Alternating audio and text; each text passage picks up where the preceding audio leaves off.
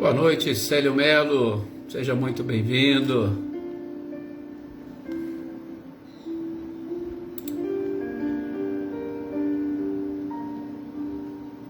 Olá, Selma e Dinho, boa noite para vocês. Boa noite também, Wagner, seja bem-vindo. Marilza Abreu, boa noite. Olá, Valdete, boa noite, seja bem-vinda.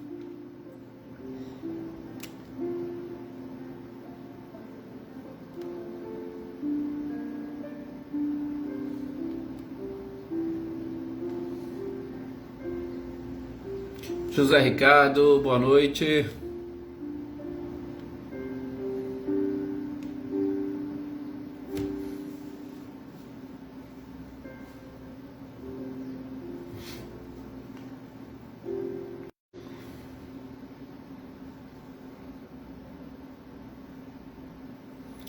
Joana Bandeira, boa noite, seja bem-vinda. Boa noite também, Adair.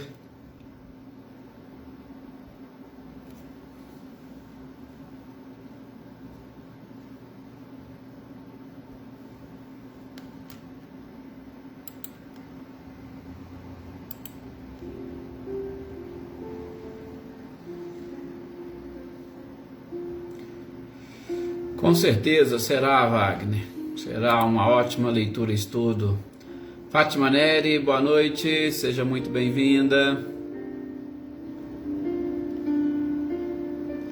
Jossanã, boa noite também. Maria Senhora, seja bem-vinda. Oneida, boa noite. Boa noite também, Leopoldina. Boa noite, Andréia Vieira.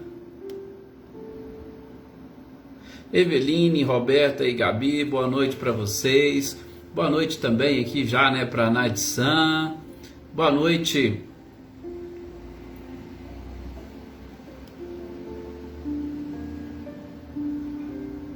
Ué, Eliane, hoje, como se diz, o Claudionor perdeu o celular, tá entrando aqui com o seu nome. Boa noite, sejam muito bem-vindos. Você e o Claudionor, claro. Boa noite, Marcileia, Guilherme e Luciano. Olá, Lídia, seja bem-vinda também. Gratidão é sempre nossa, Leopoldina, sempre nossa. Anitta e Clarindo, boa noite para vocês. Eu estava falando também aqui, boa noite para Nadissan, que esses dias tem assistido mais tarde. Boa noite para Dona Neuza, para Lourdinha, para o Camilo, para Eduarda. É sempre um prazer tê-los aqui conosco. Para o Marcos, a Maria Geralda também.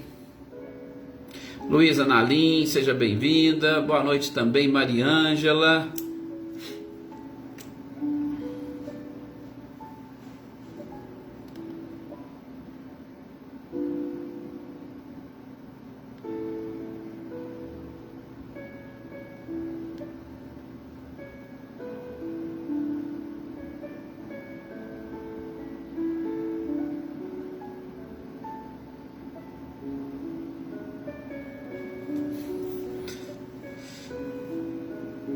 Então não errou não, então ele acertou, Eliane, ele acertou. Gelsinei, boa noite também, seja bem-vinda. Boa noite, Leda. Uai, Anitta, eu tô achando que é só contigo, porque inclusive até a Eliane acabou de responder aqui um comentário que nós fizemos. Dá uma olhadinha aí, por favor. Rosilene, boa noite para você, pro Diego e pro Osmani. Boa noite também, Leda.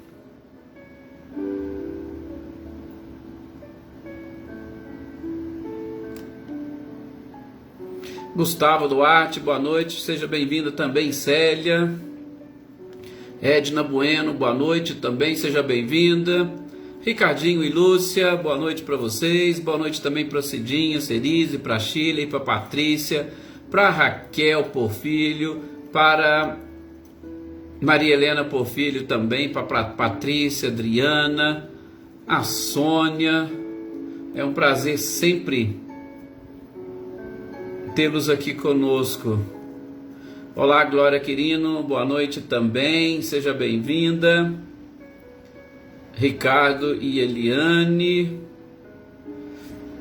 Que bom que está normal aí. Então vamos fazer a nossa prece, para nós iniciarmos aqui mais diretamente, porque a gente já iniciou, né? Quando nós estamos aqui nos cumprimentando, conversando, nós já estamos também compartilhando, né, as nossas energias, as nossas vibrações. Mas vamos aproveitar esse instante para fazer o nosso pedido de permissão ou a abertura oficial dessa nossa leitura e estudo, sempre com o apoio dessa espiritualidade maravilhosa. Pedimos mais uma vez a este mestre incomparável que possa nos auxiliar nesse instante, principalmente derramando de um modo muito especial sobre nós as energias, as vibrações, e principalmente que Ele nos auxilie a percebermos toda esta bênção e proteção que sempre recai sobre nós.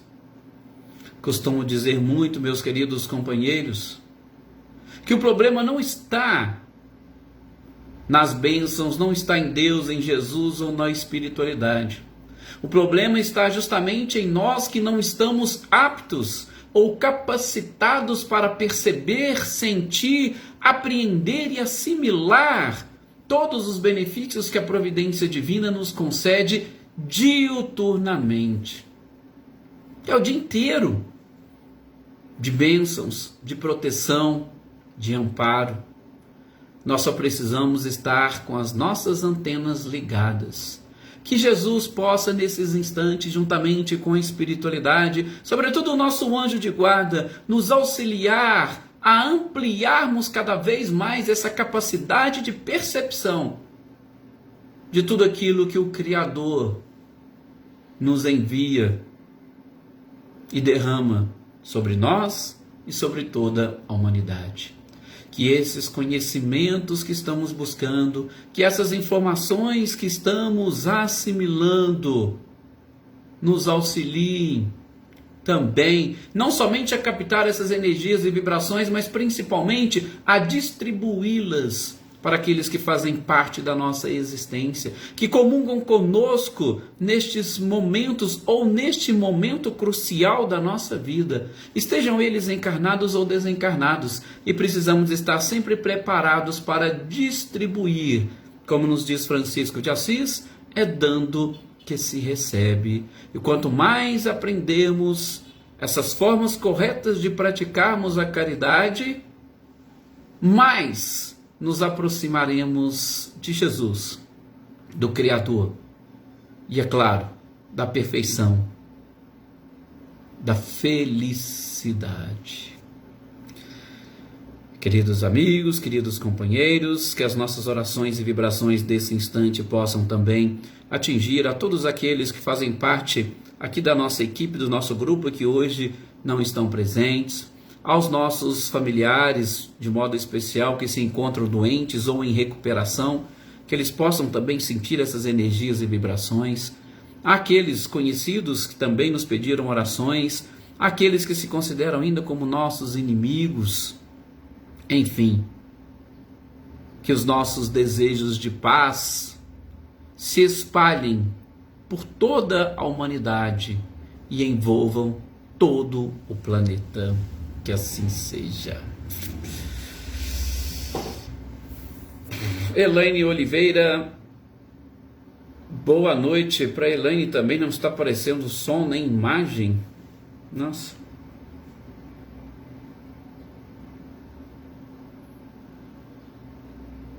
Joana Carneiro, boa noite. Fernanda Guedes, boa noite. Olá, Adriana Dantas, Andréia Dantas, Edivaldo Dantas. Sejam bem-vindos. Pelo menos é só para alguns, né? Para a maioria eu acho que está aparecendo. Então a gente vai seguir. Aí, ó, tá normal lá. A gente vai seguir, vai ficar tudo gravado. Aqueles que não conseguirem depois, deem uma olhada na gravação. Mas eu espero que você consiga aí com o celular do Clarindo, Anitta, a resolver. Fica aí lá o nosso abraço para vocês e a nossa torcida para que dê tudo certo para você e também para a Elaine, que diz que não está conseguindo lá também. Que a espiritualidade possa auxiliar-nos a todos, né, nesses instantes, para que a gente permaneça bem conectados. Adriana Varenga, boa noite, seja muito bem-vinda também. Ronaldo Fac, boa noite.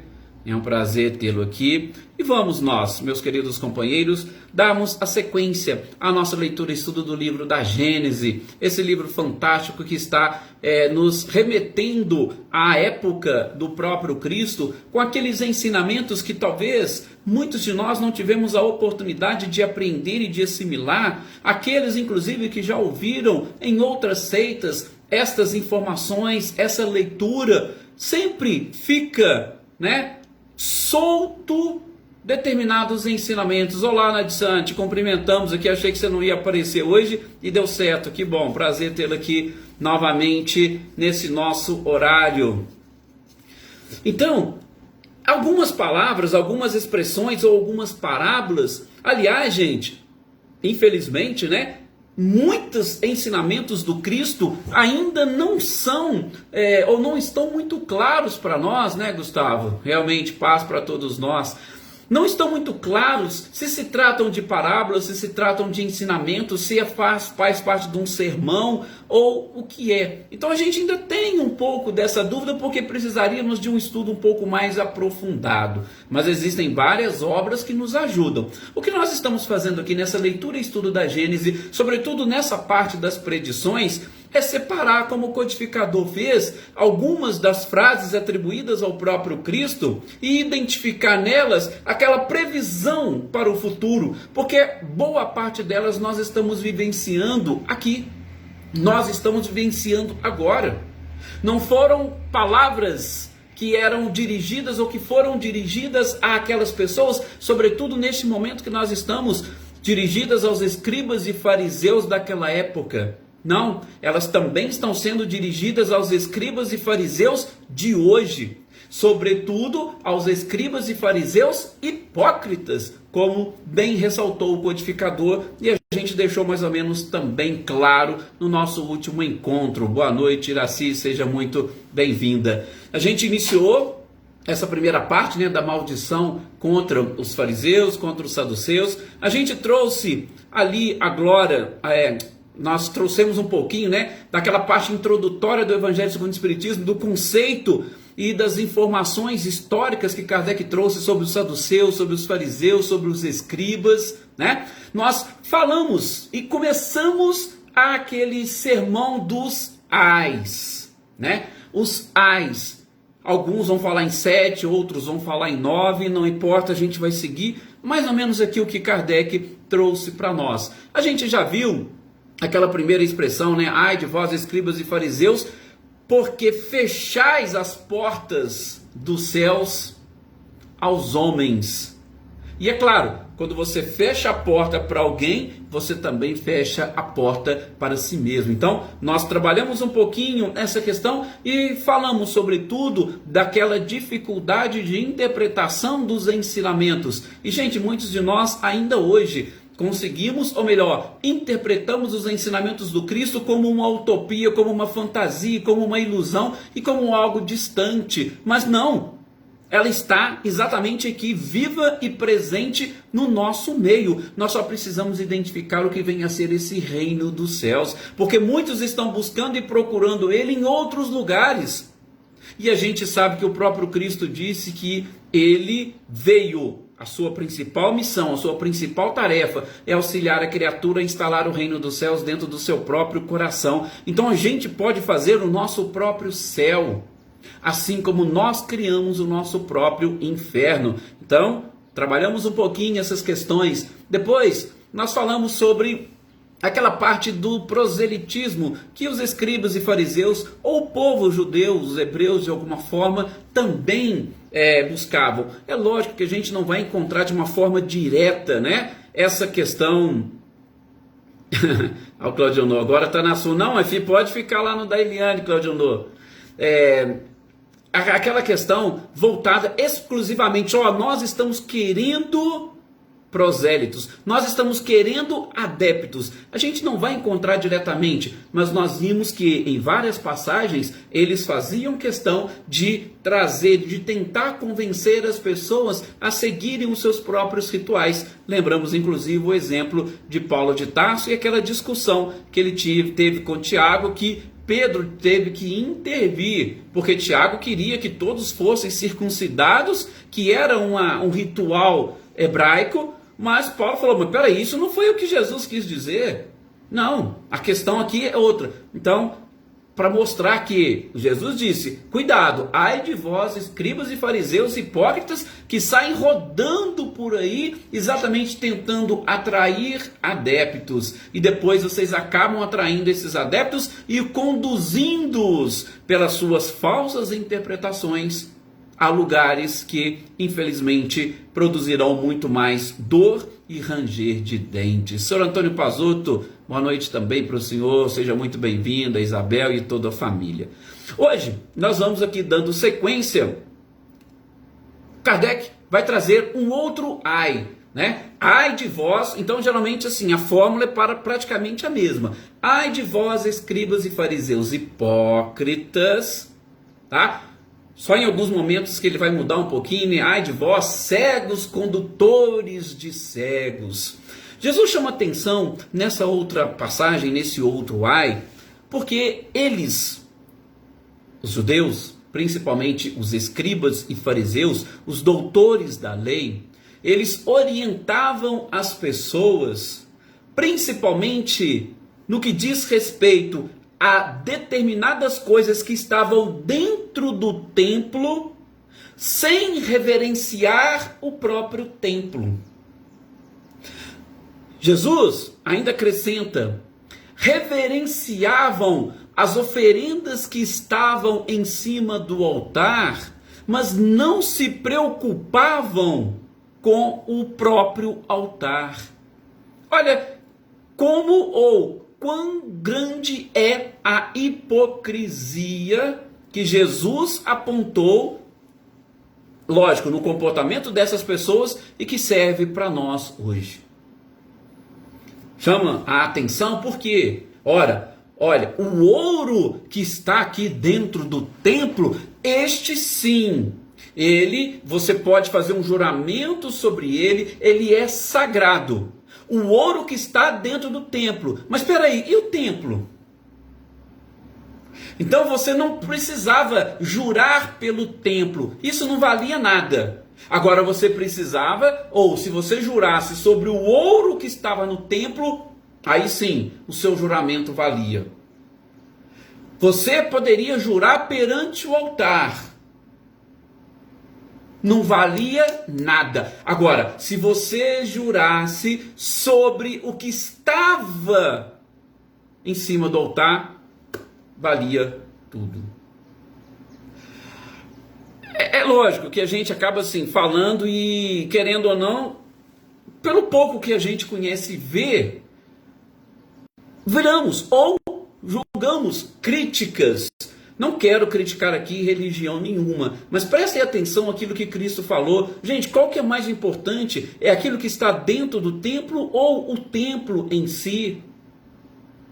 Vamos construir um templo maravilhoso e bonito, como diz Jesus sobre as ruínas do templo. Poxa, do que vale todo este templo? Do que vale essa construção? Se a nossa forma de portar, ou se nós não levamos esse templo para o nosso lar, eu tenho um lugar específico para adorar a Deus, então eu vou lá e depois eu não preciso, fora dali eu não preciso de mais nada. Não, o templo é mais importante, o altar é mais importante, ou seja, os seus comportamentos. Aliás, a gente tem que aprender a erigir, ou melhor, nós somos templos divinos. Nós somos templos onde precisamos aprender a abrigar no nosso coração o próprio Cristo. Aliás, o Cristo não vai preocupar, não vai querer isso não. Nós precisamos criar um templo ou um altar para colocarmos o Criador. Jesus não pediu nenhum tipo de adoração para si. A questão é com relação a Deus. A questão é com relação ao Criador, ao Pai, não a Ele. Ele não tinha nenhum tipo de preocupação. Por isso que ele utilizava a própria natureza. Olha, o templo, quer templo mais bonito e maravilhoso do que a natureza? Aquilo é mais importante. Nós temos também outras passagens evangélicas, né? Principalmente o óbolo da viúva nos ensina muito disso. É a quantidade de ouro que você deposita nas suas oferendas que vai agradar a Deus? Ou quando você dá do seu necessário que torna a oferenda mais agradável a Deus? Então, Jesus está chamando a atenção exatamente disso num desses ais. E para nós começarmos a prestar atenção, será que nós também estamos valorizando mais o ouro que está dentro do templo do que o templo propriamente dito? Será que nós valorizamos aquelas coisas que estão em cima do altar e esquecemos do altar? Então, que fique aqui este alerta que o próprio codificador nos trouxe, né? Leni Soares, boa noite, seja muito bem-vinda. O Wagner colocou aqui, é a questão da pregação. E isso nós vamos entrar no próximo tópico, Wagner, quando Jesus vai falar que as suas palavras não passariam. Os seus ensinamentos, ou essa própria verdade que nós buscamos. É isto que não pode passar. Aliás, é isso que não vai passar. Mas a gente já vai falar aqui na sequência, né? Celeida, boa noite também, Dona Luzia, Luísa, sejam muito bem-vindas. Outra coisa que Jesus chamava a atenção, lógico, aproveitando, gente, a cultura, aproveitando os rituais que tinham na época. Por exemplo, eles estavam ali preocupados, porque eles exigiam o pagamento do dízimo da hortelã, do cominho, do entro, das hortaliças ou dos temperos que eram vendidos. Você é produtor disso, produtor daquilo, você tem que pagar o seu dízimo. Mas, disse Jesus, ai de vós, escribas e fariseus hipócritas, que exigem o pagamento do dízimo dessas hortaliças, desses temperos, e desprezam a justiça, a misericórdia, a fé. Ou, no Evangelho de Lucas, ele fala desprezando o discernimento e o amor a Deus. Mais uma vez, podemos dizer que Jesus estaria condenando os rituais ou afastando. Gente, fiquemos atentos e espertos. Jesus está dizendo isso. Olha, o que é mais interessante para Deus? Deus é espírito e em espírito e verdade deve ser adorado. Você não vai adorá-lo simplesmente pagando dízimo ou fazendo um depósito ou fazendo uma doação. O que você precisa realmente fazer e trabalhar, o que você não pode desprezar jamais, é exatamente a justiça, a misericórdia, a própria fé, o amor. É isso que nós não podemos desprezar. Então, ai daqueles que vão ainda viver com base nos rituais. Porque os rituais não vão justificar as nossas faltas. Os rituais não vão modificar a nossa alma. Os rituais não vão reparar os nossos erros. Então, ai de nós se permanecermos dessa forma. Depois, segue Jesus, só para a gente dar sequência aqui. Olá, Salete, boa noite, seja bem-vinda. Márcio, Gustavo. Ai de vós, escribas e fariseus, que limpais por fora o copo e o prato, e deixais sujo por dentro. E aí ele complementa, são como sepulcros caiados por fora, mas cheios de podridão por dentro. Gente, por que Jesus disse isso? O que isso significava? Só para a gente saber mais ou menos um pouco dos costumes daquela época, Os túmulos, eles precisavam ser caiados ou pintados, eles precisavam estar bonitos por fora. Por quê? Porque você vendo-os, você ia identificá-los. E você identificando o túmulo, você não se aproximaria dele. Você não ousaria tocá-lo. Porque se você tocasse um túmulo, você estaria impuro. E se você estivesse impuro, você não poderia participar das festividades, você não poderia participar da Páscoa, que era a principal festa dos judeus, porque era a comemoração da sua saída do Egito, da escravidão do Egito. Então, por isso que os sepulcros eram bonitinhos por fora, caiados, para que as pessoas pudessem ver, para que as pessoas identificassem e passassem longe. Porque se elas encostassem ali, teria um problema. Elas não poderiam participar das festividades, não poderiam participar de tudo. E lembram, esse é um costume muito normal daquele povo. A questão da hemorroíça, lembra? Uma mulher durante o seu período menstrual, se alguém encostasse e tocasse nela, ficaria impuro. E ela estaria também impura naquele momento. E o homem que tocasse nela estaria impuro. Eram os costumes que eles tinham. Então Jesus falou, olha, vocês estão preocupados com os sepulcros? Vocês estão preocupados com essa questão de ficar impuro só porque encostou em alguma coisa? Mas veja, os sepulcros são caiados, limpos, bonitos, pintadinhos por fora, mas por dentro eles estão cheios de podridão. É como você pegar e lavar um copo por fora e dentro dele está tudo sujo. Resolve alguma coisa? A gente sabe que não. Então, Jesus chamando mais uma vez a atenção para estas questões ritualísticas, né? E naquela época, principalmente, né, como é que eram, só para a gente também satisfazer um pouco a curiosidade, como é que eram os túmulos? Gente, os túmulos eram inclusive ali nos barrancos, nos morros, então às vezes as pessoas andavam ali, caminhavam e nem sabiam onde estavam pisando. E Lucas deixa isso de uma forma até um pouco mais clara, né? Então, tem que estar tudo pintadinho. É a preocupação deles, para ninguém encostar e ficar impuro. Mas espera aí, a impureza está justamente lá dentro. Aquilo que nós já falamos, né? Não é o que entra na boca do homem que torna impuro o homem, mas aquilo que sai da sua boca, casando com o capítulo 8 do Evangelho segundo o Espiritismo. A Eveline colocando um ditadozinho também aí para nós, para nos ajudar. É isso mesmo, Eveline.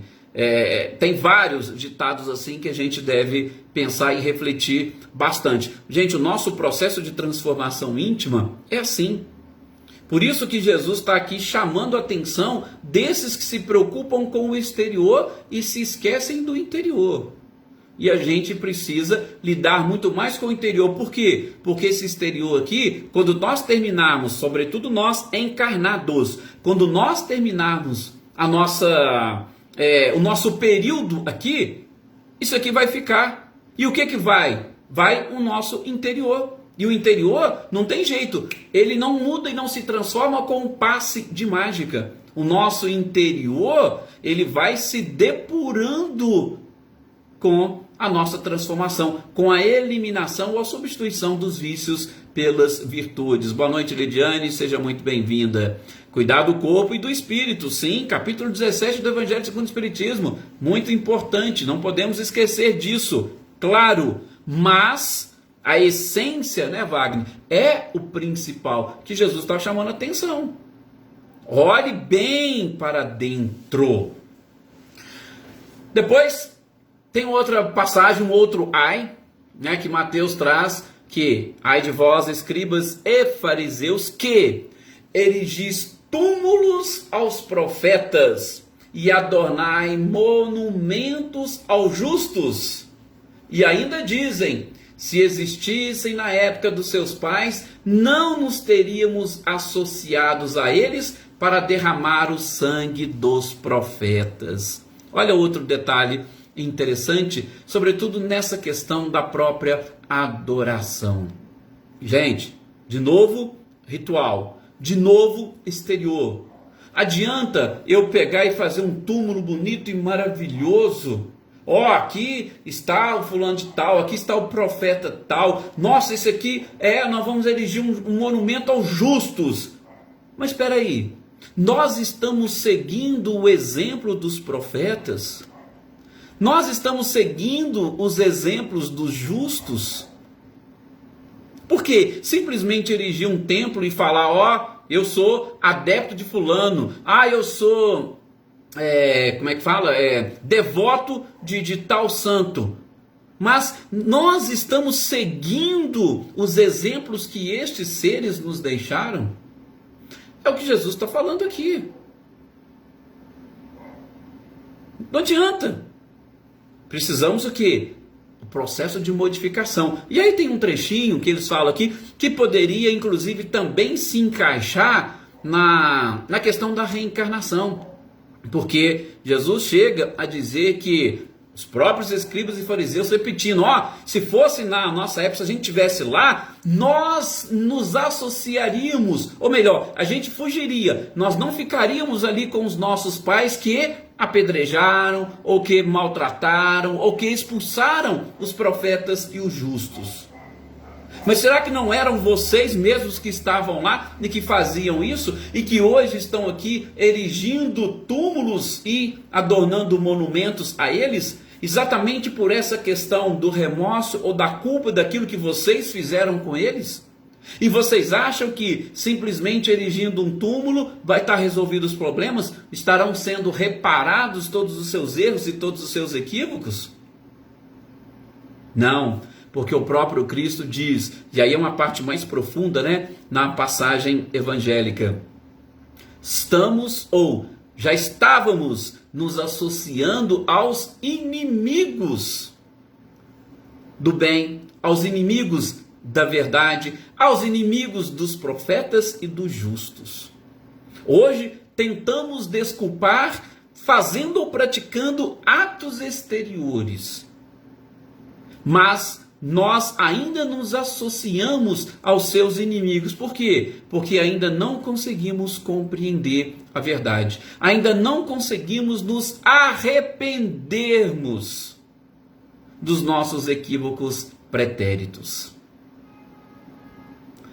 Como diz o Wagner aqui, eu falar não quer dizer nada, já os seus atos de amor ao próximo é tudo.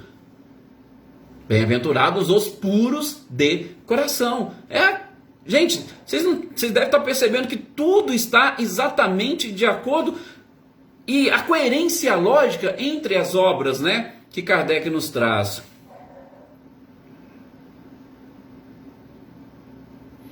A gratidão é sempre nossa, Selma. E a gente vai percebendo, nós vamos casando tudo. No livro Céu e Inferno, existem vários exemplos.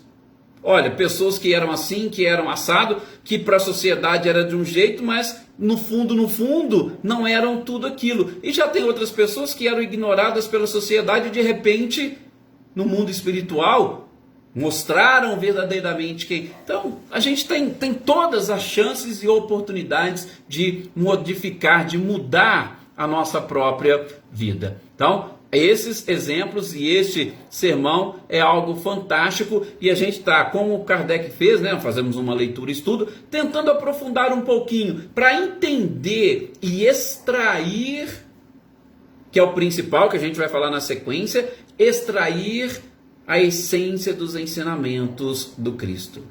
Eu até separei mais ou menos aqui o que nós podemos, nessas passagens, sobretudo nesse sermão dos ais, o que nós podemos aprender e assimilar.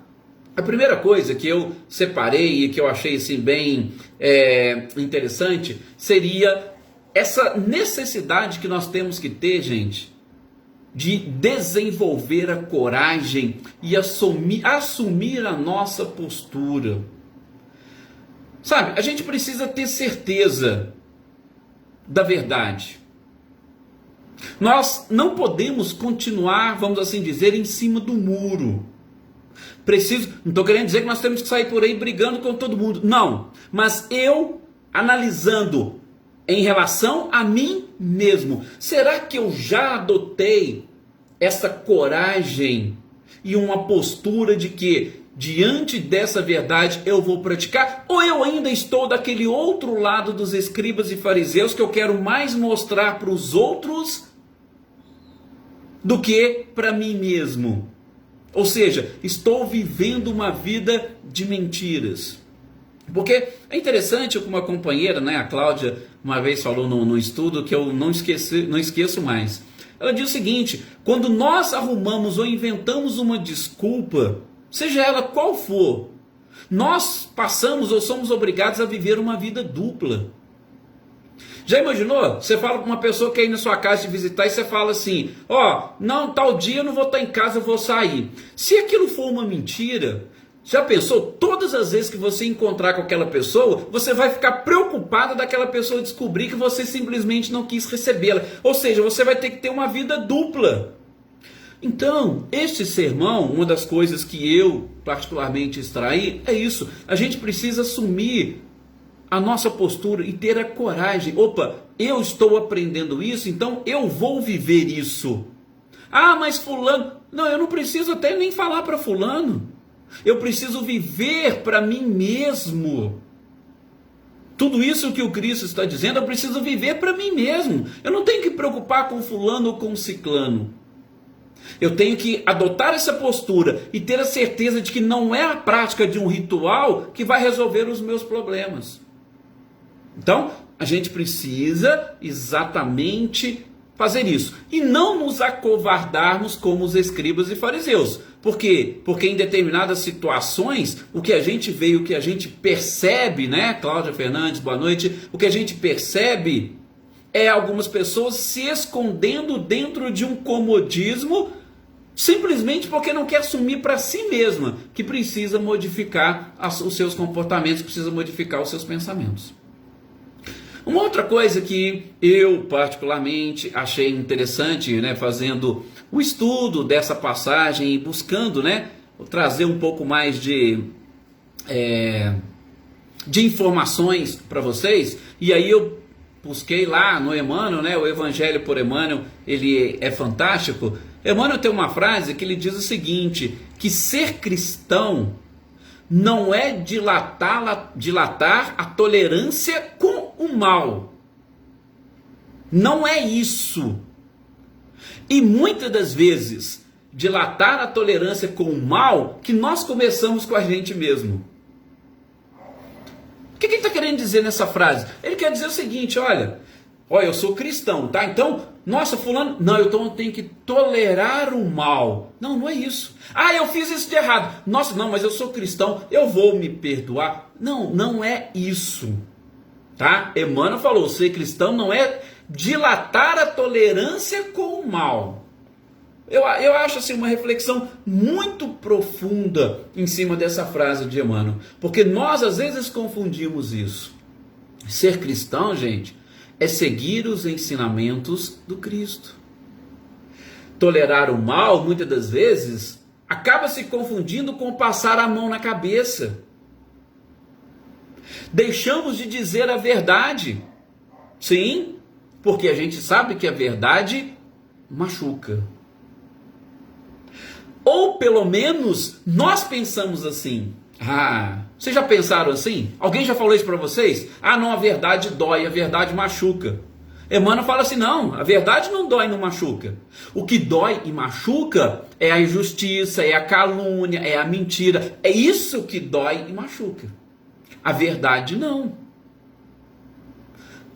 Só que nós temos que aprender a dizer a verdade, principalmente para nós. Porque a gente quer dizer a verdade para o outro, não é para fazer nesse discurso como diz Emmanuel aqui, mas a gente quer dizer a verdade para o outro exatamente para expô-lo, ou para mostrar que nós somos melhores do que ele. Não, isso é orgulho. Então preste atenção nessa frase de Emmanuel, que particularmente, tá, eu consegui extrair dentre estes ensinamentos do Cristo, que eu achei assim fantásticos. Repito, é uma reflexão um pouco mais profunda que a gente precisa fazer. E sobretudo nós, nesse mundo que nós estamos vivendo, que é de provas e expiações, né, Marcelo José, boa noite, seja bem-vindo, que é um mundo de provas e expiações, gente, todos nós, podemos dizer com muita tranquilidade, né, Débora Negrini, boa noite, seja bem-vinda, todos nós, Marli das Dores também, que eu não falei, não cumprimentei, seja bem-vinda, todos nós somos ainda um pouco, posso dizer assim, escribas e fariseus. Só que a gente pode deixar de ser escribas e fariseus hipócritas e começarmos a avançar. Essa é a oportunidade que nós estamos tendo de avançar um pouco mais através do conhecimento e das informações nessa estrada da evolução. Eu sou escriba e fariseu, mas já deixei de ser hipócrita. Então, já estou no meio caminho, já andei um pouco, não estou parado, não estou estacionado. O que a gente precisa é isso. E identificando nesses ensinamentos de Kardec, eu espero que nós consigamos atingir esse objetivo. Lógico que ninguém vai se transformar santo da noite para o dia. Não é assim que funciona.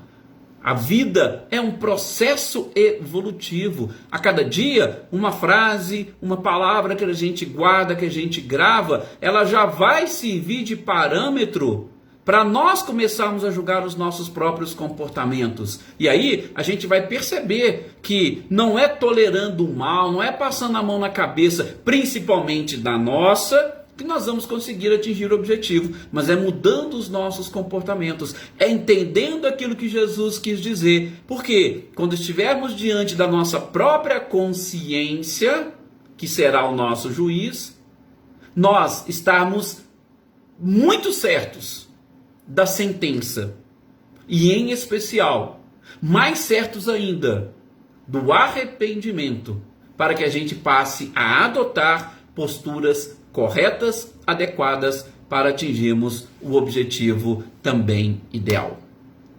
E ideal agora é nós fecharmos essa nossa discussão conjunta, e eu deixo vocês aí, cada um com seus pensamentos, em cima de tudo isso que nós refletimos. Que a espiritualidade, que seu anjo da guarda esteja junto contigo, com a sua família, no seu lar, te auxiliando nessas reflexões e principalmente te encorajando nas mudanças. Muita paz a todos vocês, até o nosso próximo encontro e tenham uma excelente noite.